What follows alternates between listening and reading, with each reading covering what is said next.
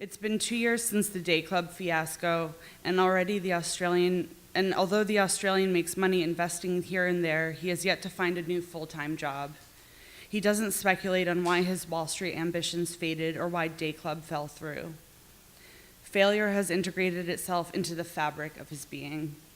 Self-loathing is an intoxicating elixir, one to which little by little he has become habituated. By and large, he lives off Fiona's generous salary and the stipend she receives as part of the pop star's entourage.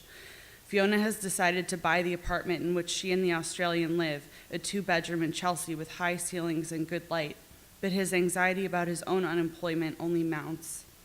Though the mortgage is in Fiona's name, he ought to contribute toward the payments, and he is embarrassed by his inability to do so.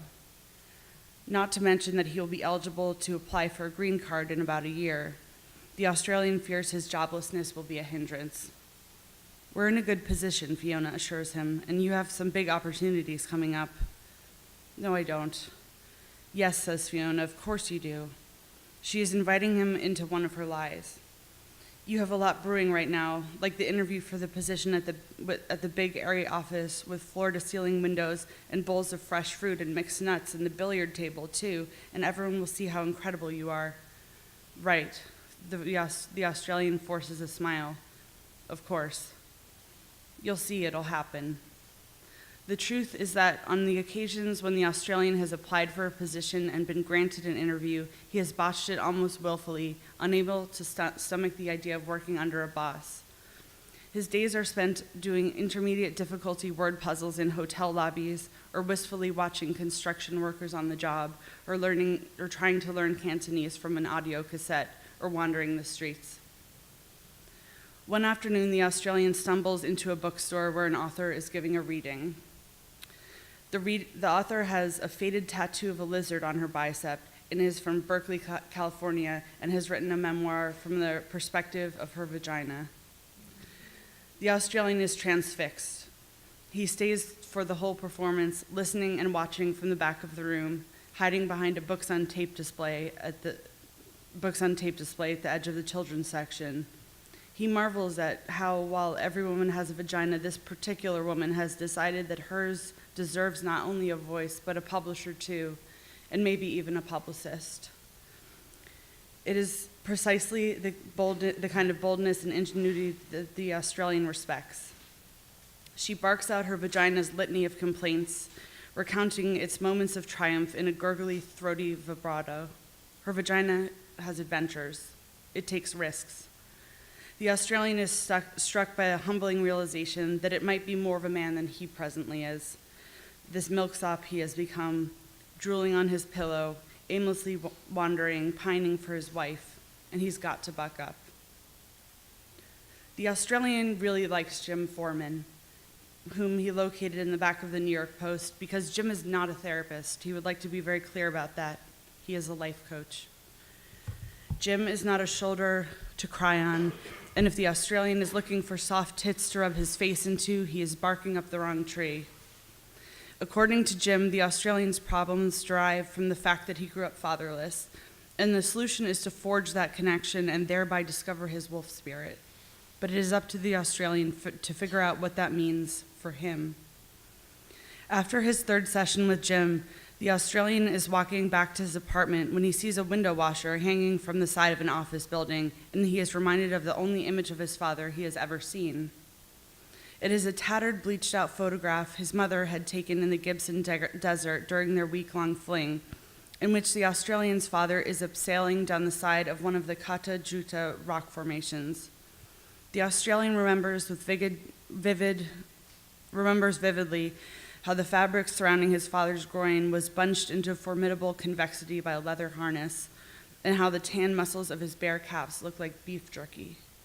He asks himself when he last faced his own mortality, but all he can come up with is a night a few months back when he choked on a bit of yellowtail sashimi. The incident occurred at a gala he had reluctantly attended with Fiona, at which the pop star had sung a cappella for the benefit of children with a certain dermatological condition. Although the description of the condition, which had been delivered with both levity and compassion by a well-known sitcom actor, had left the Australian rather nauseated. He had forged ahead to the buffet, only to get food down the wrong pipe.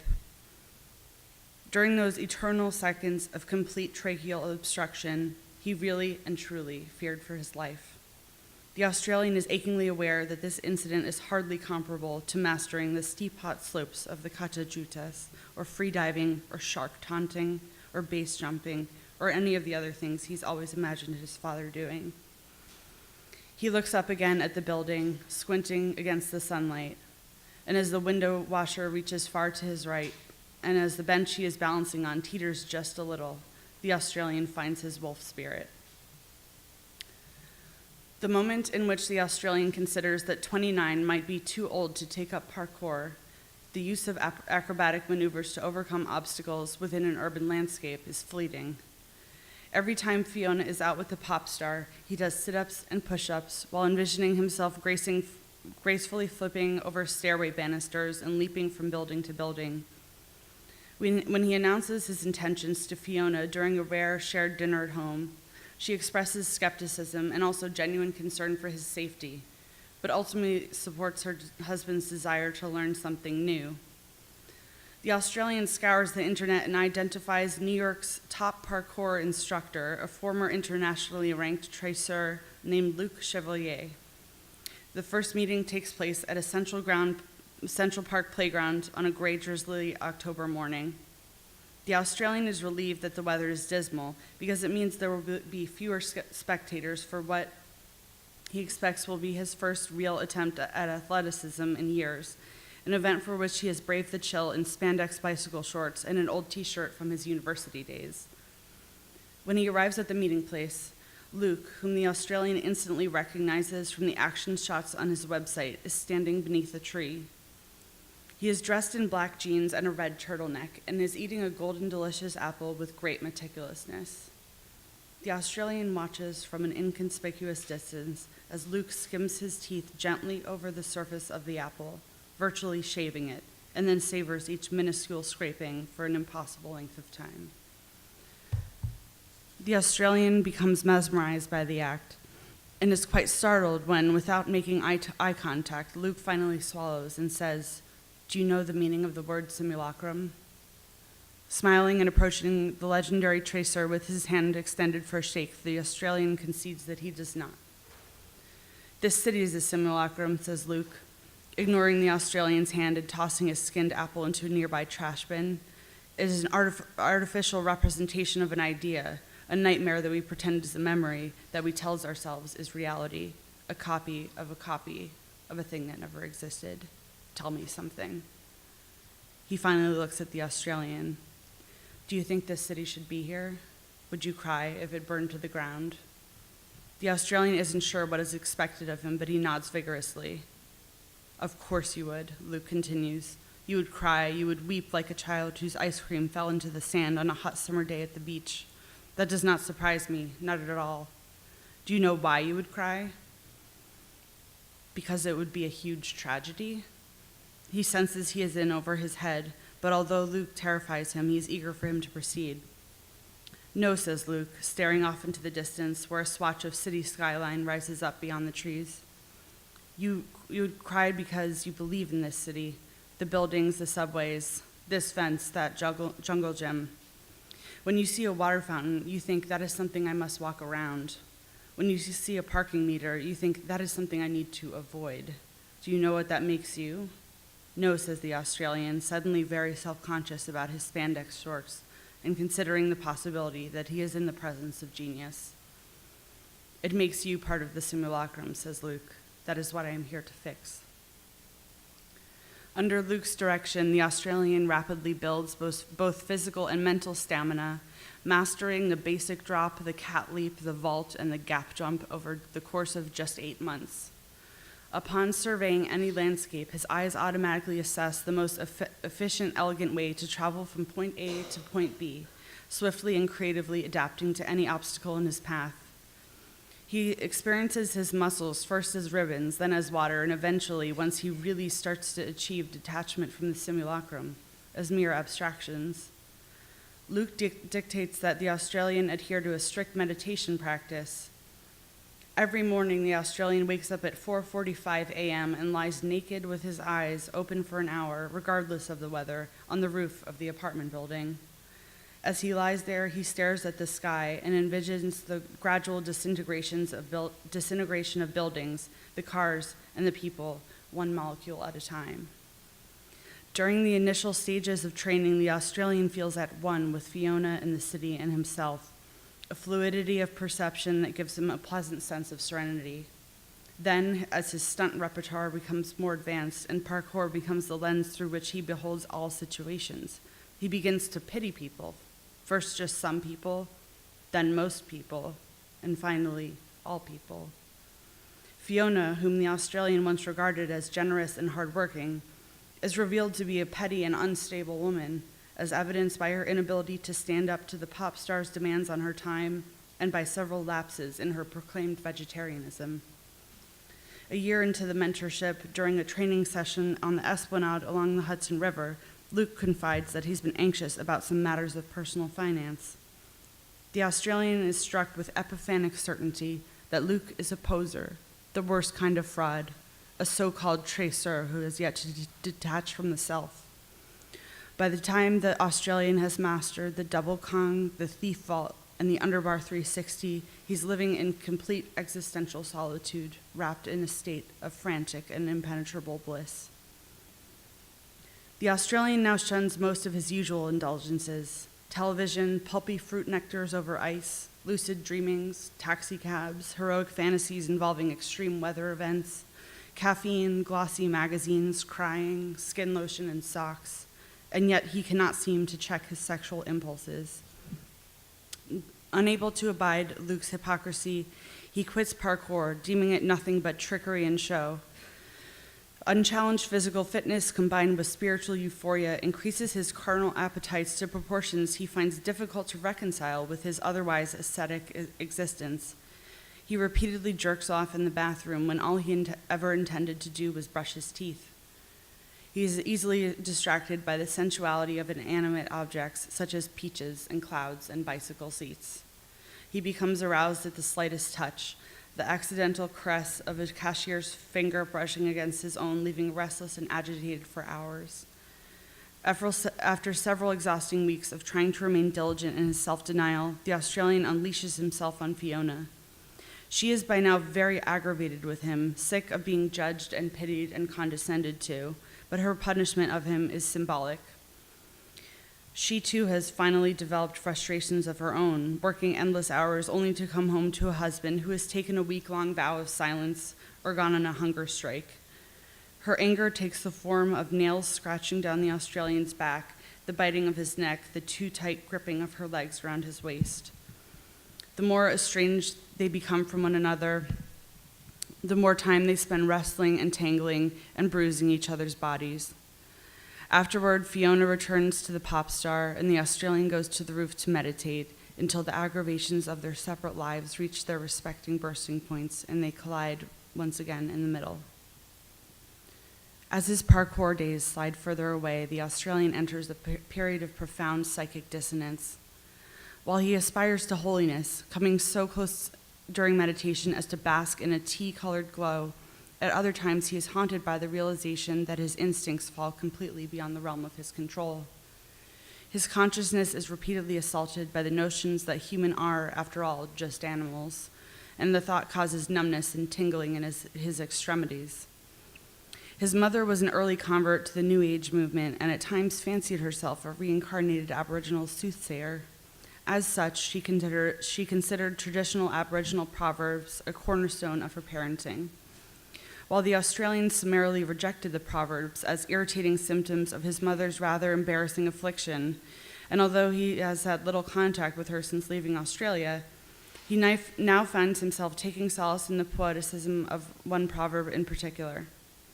In moments of acute disturbance, his discovery of a wiry hair growing from his ears, for example, or upon learning that Fiona's new friendship with a 24-year-old hairdresser named Finn, who is, as it turns out, straight, the Australian says to himself, "Keep your eyes on the sun and you will not see the shadows." when he feels rootless or forlorn, sorrowful or hungry, when he just wants his life to be normal, even just to know what normal is, to stop feeling like a handful of sawdust let loose in the wind, he repeats the proverb under his breath until it manifests as a vision. In his day-to-day life, as he treads gingerly over the fragile surface of each passing hour, he wonders why he is so slippery that no plans or ideas can stick. He wonders at what point Fiona began to resent him, likely suggested by her persistent avoidance of him despite the commencement of the pop star's year-long hiatus. He wonders what happened to becoming rich and increasing muscle mass, to becoming divine and transcending all the stuff, the needs and wants, things scooped out of him as if he were an overripe melon. He wonders what happened to his curiosity about the world, and to excitement, and to fashion sense, and to kindness. Again and again, he says to himself, keep your eyes on the sun, and you will not see the shadows. He says it whenever he needs to, wherever you may be. It'll blind you, Fiona says one night, when he whispers it like a prayer cast out into the center of their living room. It is a night they've spent together, churning inside the distended belly of their silence. Staring at the sun will blind you, she says, clicking on the TV. You know that, right? Thanks.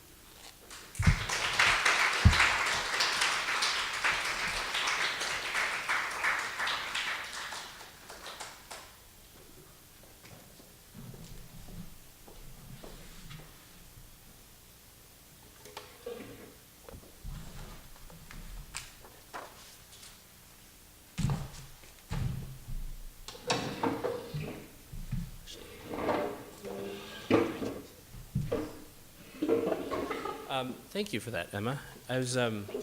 actually I love the way that chapter sort of ends, because it says a lot about the way the book sort of sets up this character to kind of constantly endure these minor and yet also seemingly large disappointments, right? There's a kind of like a moment of sort of ambition or a moment of hope seems to enter, and then something always is there to kind of like pull him back.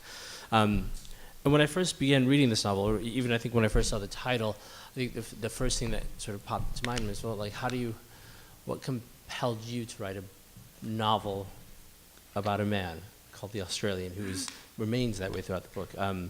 It seems, generally you think of the novel seems, at least on the surface, very far away from, you. Mm-hmm. And yet at the same time, it's such an intimate portrait that it's hard to not guess that some part of it is related to you? Yeah, that's a really interesting question. So I often think, I'll just start by saying that at the time that I began writing this book, I had the idea of writing about myself in my head and writing something autobiographical and feeling like that was absolutely the last thing I ever wanted to do. I felt horrified by the idea of like exposing myself on paper in a book and whatever. So, and I had written, like some of my stories have pieces from my life or whatever, but I wanted to go like all the way into imagination land.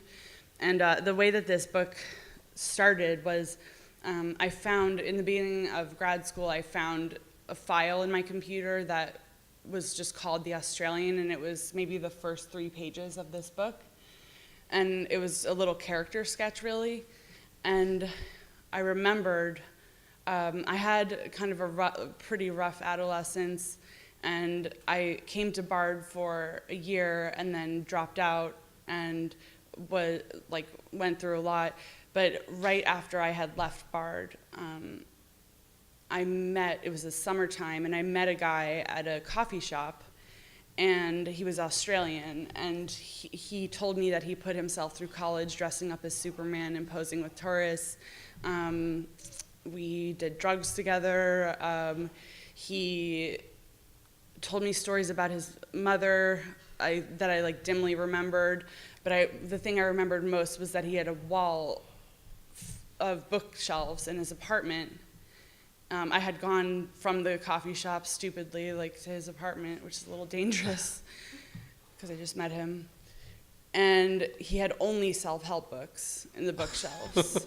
It was incredible. He was a venture capitalist, and he had only like stainless steel and glass furniture and like a black leather sofa. And he opened the refrigerator and he was like, "Would you like something to drink?" And all he had in there was champagne. So, and it was a weird thing, like, and obviously in that situation, like if that were a movie, you'd be like, "Oh God, like something bad's gonna happen to this girl," or like, or they're gonna fall in love or something. It ended up not being really a romantic situation. He just wanted to talk to me about his life. And so at some point I had written down the details that stuck with me the most. And when I did that, I wrote it in a way that was humorous to me. And so when I found them later, I thought, this is funny to me, and I could keep writing this. Like, I didn't remember enough about him for him to be a complete person, but he was a jumping off point that I could sort of build someone from. And I liked that he was from a man from the other side of the world. But there is a lot that I am familiar with in the novel. Like, there's a lot of sort of parody stuff about New York City, which is where I grew up, and stuff like that. But I felt most comfortable writing something that was funny to some degree. Like, parts of it's funny and it's sad, and the humor enabled me to write something longer than I had ever written. I found that really daunting, and so it sort of like buoyed me to like to amuse myself, to not write this like let-in novel or something. So yeah. That's great. So one of the things I think we sort of keep coming up in our conversations in colloquium is like, well, how do you start? Like, where does sort of narrative begin? And something that I think has also been a big topic of concern is like, what do you do with those autobiographical or sort of narratives that seem to belong intimately to you, right? Like, how do they, or do they belong in a longer work? Are they actual material for a senior project or for a novel, for a collection of poems, or for an essay? And to some degree, I think we sort of actively talk about like, trying to sort of compel students to sort of move away from that. And it's interesting that there is something very sort of like personal and intimate to the narrative, but as you said, you called it the a jumping off to the imagination land. Mm-hmm. And I like that sort of idea, and I'm curious how, if you could maybe elaborate on that a little bit more, like how you and why you sort of felt like the need to have this character who is, different from you in terms of like gender, where he's from, and that becomes a way of actually getting towards some of those very personal things, maybe. Yeah, well, I think, like I said, I had this looming kind of like ominous feeling about writing about myself. So it was writing about someone really different was a good jumping off point in that, like, well, in my senior project here, I had several short stories and a novella, and the novella was fairly autobiographical, and one of the stories was just really a memoir. I mean, it was very autobiographical, and I had, even though there's nothing wrong with autobiographical fiction at all. Like, I have no criticism of it, and much of like many of my favorite books are come from that place. But I was really scared of that exposure, like that feeling of just like showing myself in that way, and something that potentially more than like my friends would read or something. And I just found like a home in it, and actually through the process of writing something that was about someone so different from me, well, first I want to say I think that's one of the most wonderful things that fiction can do, is enable you to inhabit someone different from you and like submerge yourself in that reality. And it's like this, you use your empathy to really like create a character and fill out who they are and how they would feel and like make them real. But by writing about someone so different from myself, I ended up like getting to the point where I was ready to write about myself. I can like describe it, but I had a really rocky story from like throughout adolescence, and then when I was first at Bard, and really until my mid-20s, that involved like coming in and out of school. And I have bipolar disorder, which is a big part of my memoir. And I also had an eating disorder, and I just really didn't, like, I felt scared when I came back to run into people that I used to know, like professors or whatever, and if any students lingered. And so I think part of me was still in that mode. And I think I made something good out of it, I hope. But doing that made me ready to do the opposite.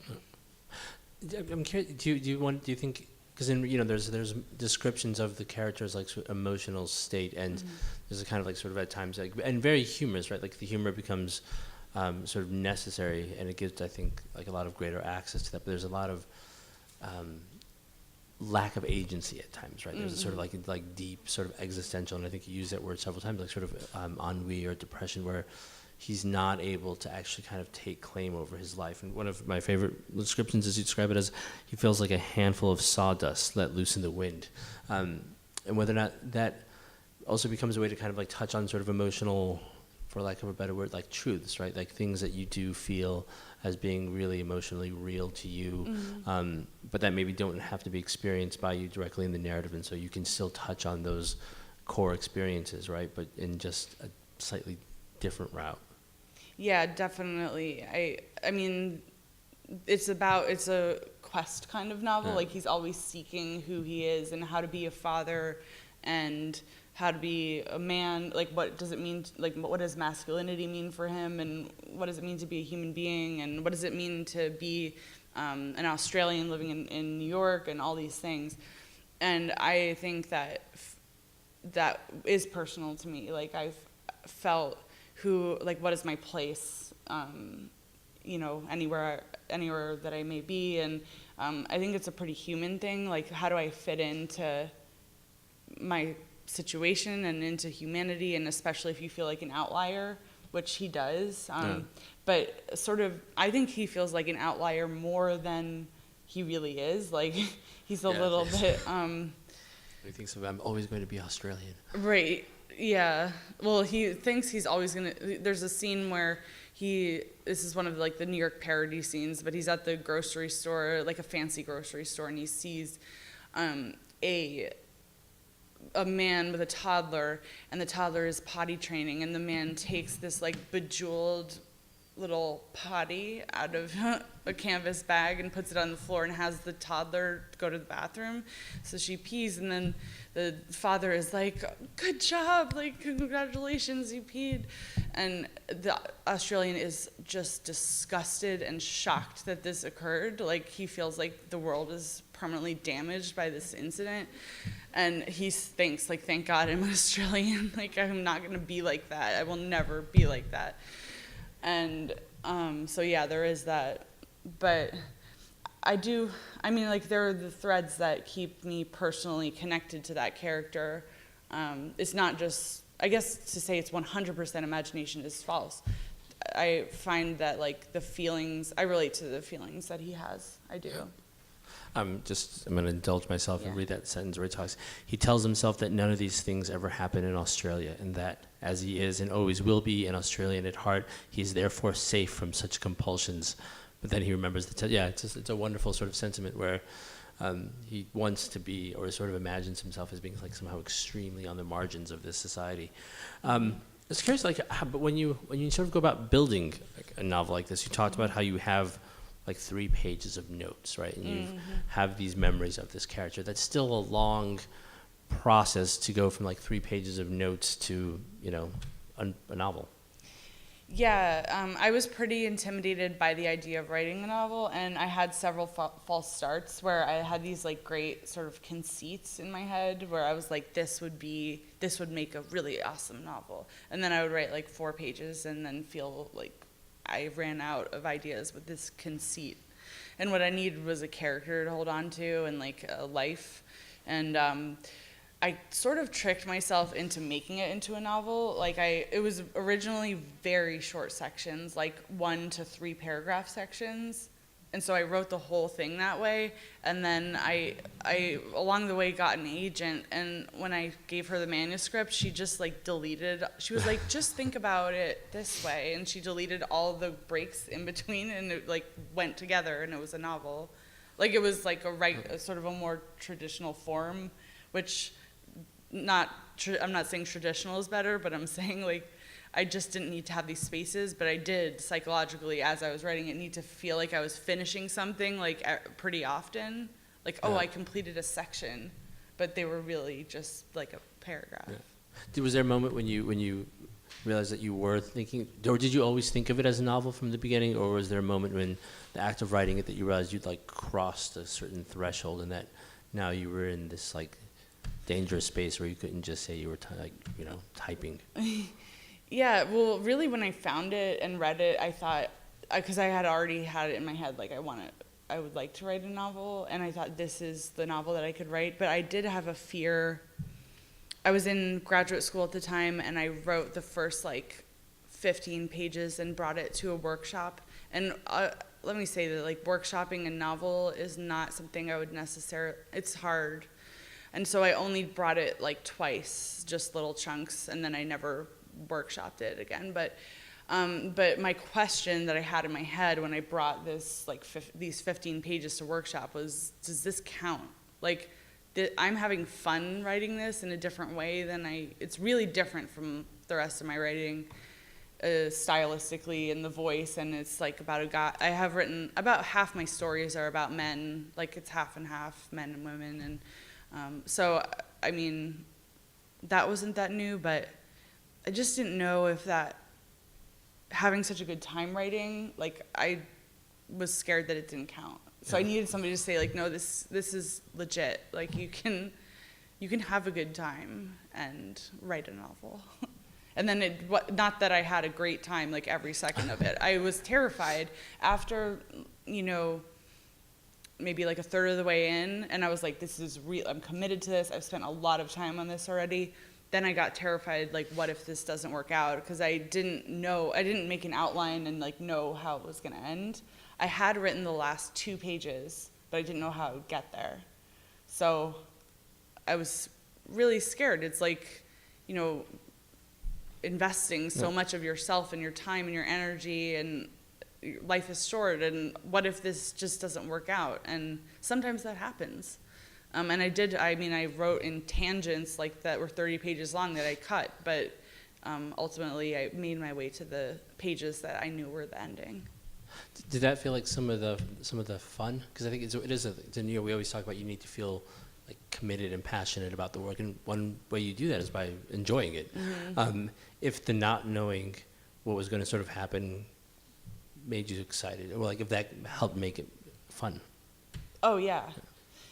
I mean, I think, and that's sort of my process generally, like when writing short stories. I don't think that any of them I've like written down an outline and then been like connecting the dots and like filling it in like that. Like, and a lot of writers work that way and it works for them, but I can't do that. Like, I have to not know what's going to happen, and what drives my writing is finding out. And I want to write what I would want to read, so that's how I do it. And now what you're working on, because you had noted that you're also working on a memoir, and I'm curious, before maybe giving us a chance to hear a little bit of it, if you could talk about this, maybe the sort of like the move or the sort of switch between spending so much time working on fiction and then suddenly feeling like you actually can move into that territory. So there's a literary magazine called Wigleaf that publishes very short fiction, like under 1,000 words, and I love it, and I read it for a long time, and then they published a few of my stories, and every time they publish a story, you get a chance to write a postcard, which is like, I think it's 250 words maximum, and you just write a postcard to the magazine, like Dear Wigleaf, and then whatever you want. And I ended up writing these little vignettes from my life as the postcards, and that was the first time I had written like anything memoir-y. So I wrote, there was a time in my life when I used to know guys with names like Kilowatt and Tony the Tiger and Big Daddy Steve, and I explained like how they each got their names, and like I started writing about my life, but about like just people I knew. But then I started writing about closer to myself, and then Fairly recently, I wrote a piece for, I felt I was ill. I have been dealing with some illness, and I felt very sad and frustrated that like I couldn't work on my memoir the way that I wanted to. I usually write every day. It's been like a real big part of my schedule in my life. And not being able to do that was really devastating for me. And in bed, like so sick, on like painkillers, whatever. Like I just wrote this like thing about being sick and not being able to write, and like who am I now? Like what's my identity? And then that was published, and I got like out of everything I've written, I think that got the most reader response. Like so many people struggling with illness and all different kinds of things like wrote to me, and it widened that feeling that I can write about myself and just be honest, like really, really honest. So it actually changed the direction that my memoir is going. Like I was just going to write about the past, but now I'm going to write more about, I dealt with a lot of mental illness, and in the last couple of years I've been dealing with an autoimmune disease. So I'm writing about like the book is sort of a meditation on physical and mental pain and illness, but also just like bizarre, like the weirdest thing. I don't know, I want each chapter to be a standalone into like chapter, an episode kind of, that usually I like to write something with another character who's really interesting to me, not just me. Like I don't want the memoir to be this, like every sentence starting with I. I want it to be really interesting moments and like spotlight really interesting people. If you wouldn't mind maybe reading us a little bit of it. It's in progress, right? Yeah, definitely. Okay, so yeah, it's in progress. Do you want me to read it here? Wherever you feel comfortable, okay. Yeah. I'll stare it here. All right, so this is a short chapter, and it's called "While the Baby Was Mine," and I really don't need to preface it in any way. All right, in mid-January, white skies and slushy pavement, I stood smoking a cigarette at a midtown bus stop, still pulverized from my pulverized from my stay 2 months ago at the Payne Whitney Psychiatric Ward. I had just finished my 3rd week at a school for kids who had dropped out of school. Each student met privately with a tutor for each subject in a small beige cubicle in a church basement. Although at 13, I was among the youngest ones there. As I dragged on my cigarette, I noticed a woman striding through the throngs of business people wearing overcoats, their briefcases and purses swinging. She had light brown skin and glossy black hair that whipped in the freezing wind. She wore a wool poncho striped with all the colors of the rainbow, and in her arms was a baby wrapped in a red blanket. As they approached, I could hear his cries. Yes, he was a boy, I thought, maybe 5 or 6 months old. The woman's eyes were fixed on me. I flicked my cigarette into a pile of melting snow and ground it out, soaking my sneaker. Now the woman was standing in front of me. "Please," she said. Her eyes were brown, gleaming.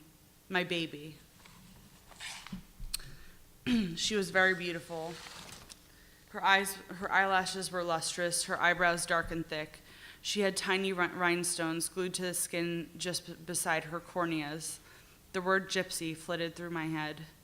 The baby was red-cheeked, whimpering now. I smelled something that wasn't patchouli, but in that genre. The name of that scent was somewhere in my brain, obscured by the sludge of melancholy and pharmaceuticals. We held eye contact for a long moment. I didn't do that often, and right then it felt good. My baby. Her words had an electric charge that made the silence afterwards crackle. The day before, I had hung out in the apartment of a legally emancipated 16-year-old named Raven, a girl from my new school, and her 20-something-year-old boyfriend. We'd smoked a couple joints rolled by a mechanical hand-cranked apparatus and watched a pornographic film, Meet the Feebles, which starred Muppets instead of people. On my way home, blazed out of my mind, I'd left my backpack on a bus and not realized it until the next morning. It was the second backpack I had lost in 2 weeks, textbooks, wallet, and all. Nothing that had happened since the hospital felt normal, but nothing felt all that strange either. Not even now. Your baby? I asked. Please, said the woman. I took off my backpack, a replacement, an old one of my brother Sam's, and reached into its front pocket. I was going to give the woman a few bucks. She could buy something for her baby at the bodega just a few steps away. No money, the woman said, her voice coarse with anger. Please. She lifted the baby from her shoulder and raised him into the air between us. Without hesitation, I reached out and took him, pulled him tight against my chest. My mind was a sea I sometimes sailed, riding the choppy surf through the day-to-day blur. That day, though, I was drowning. By the end of each school week, I was wrecked. The baby smelled like his mother, like sandalwood. At last the word came to me, and was heavier than I'd expected. Still, having spent the 3 years since my brother Luke's birth cuddling him, playing with him, singing him to sleep, when I was well enough, that is, holding this baby felt familiar. Praise you, said the woman, blessings. She pressed her palms together in front of her face. Then she turned around, walked down the sidewalk, and disappeared behind the corner, leaving me standing in wind so hard and cold it stung my face. The baby began wailing. I patted his back, rubbed little circles on it, smoothed his soft black hair. In between cries, he took deep, shuddering breaths. Occasionally, he hiccuped. Shh, I said. The medication I was on made my tongue wooden. It's okay, little guy, don't cry, I said, the consonants of each word like splinters in my mouth. I stood for about 8 or 10 minutes. Nobody looked at me, strangely or otherwise. People must have assumed that the baby was mine. His crying faded to whimpers, and he fell asleep against my shoulder. My bus rolled up. The driver opened the door. A few passengers exited, but I didn't move. The driver leaned toward me, on or off. His irritation jarred me into realizing that I needed to do something about the baby. It was as if a gentle earthquake were underway, or as if the angle of the sky was suddenly wrong. The bus doors shut. I watched it roll away from the curb, spinning slush from its tires as it merged into traffic. Remaining on the street with the baby seemed a dicey prospect. What if the mother never returned? I couldn't stand there all night. If I lay down on the ground, the two of us would freeze. Thinking about that possibility made me remember black and white pictures from the Holocaust I'd seen in a history textbook, the concentration camp victims' blue lips muted to dark gray by the old-fashioned cameras. If I dialed 911 at a corner payphone, the police would surely take the baby, whose mother might return even a second later only to find him gone. She was probably a foreigner. She might be deported and forced to leave her baby in a foster home or an orphanage. The baby's drool was pooling in the indentation above my collarbone. The warmth of his sleeping body seeped through his blanket and my coat. My mind shifted from terror to inspiration. I could feel energy generating out from us like a fractal. For the first time in a long while, I felt hope. There had been something mystical about the mother. Now the baby seemed a divine gift. Perhaps I should take him back home and demand that my parents allow me to raise him. Maybe, and this is what I would tell him, he would save me. But if I boarded the bus with the baby and the woman called the police, how I could be arrested for kidnapping. I would be sent back to the locked ward, and the baby, he would be in prison too, between the cold steel bars of a crib in some grim institution, crying inconsolable, his mother shipped back to Greece or Hungary or Romania. I had to do something quickly, but what? New ideas kept coming, each terminated in tragedy, either for the baby, the woman, or me, or all three. Was she in some restaurant's bathroom shooting heroin with a John, some other kind of secret appointment? Again, the baby was crying. I hadn't realized when he'd started again. His eyelashes were wet and clumped together. Another bus stopped. Again, I did not board it. The baby must be hungry. Could he eat pita chips? Crackers? No. As he wailed, I could see he had no teeth. I looked down the block for the woman. Still no sign. I brought the baby into the bodega. They didn't stock baby food. In the refrigerated section, alongside cheeses and protein drinks and juices, I spotted cups of mango yogurt smoothies. A handwritten label read, Deli Fresh. Carrying the baby on my hip, my free hand holding a smoothie and straw, I paid at the register. Standing just outside the bodega, surrounded by rush hour pedestrians, I tried putting the straw to the baby's mouth. "Come on, little guy," I said, trying again and again, but each time the straw slipped out. I needed a baby bottle. But would the smoothie be too thick for the bottle's nipple? In my peripheral vision, the rainbow colors of the woman's poncho caught my eye. She was back at the bus stop, pulling her hair, looking up and down the block, and shouting in a language I did not recognize. I ran to her with the baby, and she snatched him from me. "My baby." "I didn't know," I began to say, but stopped. "I'm so sorry."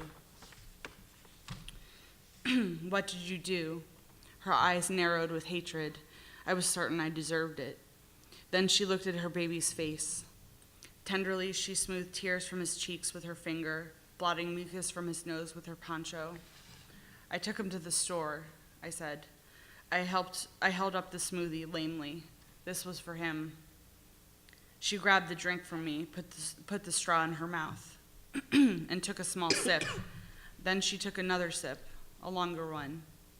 I watched, my eyes trained to the colors of her poncho and the baby's bright blanket as they vanished behind suit after suit after suit.